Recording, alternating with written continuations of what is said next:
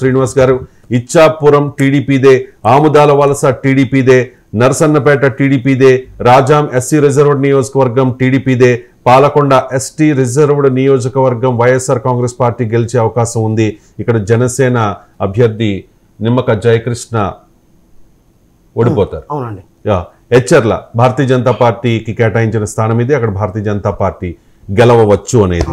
So ఒక స్థానం మాత్రమే మీరు వైఎస్ఆర్ కాంగ్రెస్ పార్టీ, సారీ 2 స్థానాలు మీరు వైఎస్ఆర్ కాంగ్రెస్ పార్టీకి ఇచ్చారు శ్రీకాకుళంలో.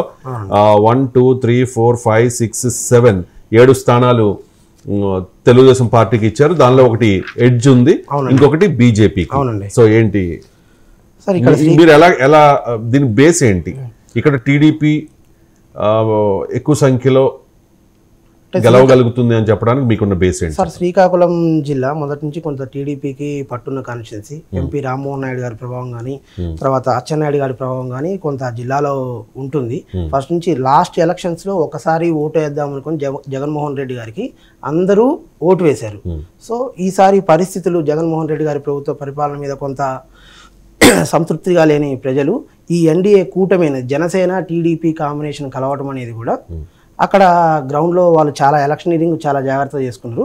సో శ్రీకాకుళం జిల్లాలో టీడీపీ కూటమికి అత్యధిక స్థానాలు రావడానికి అవకాశం ఉందండి.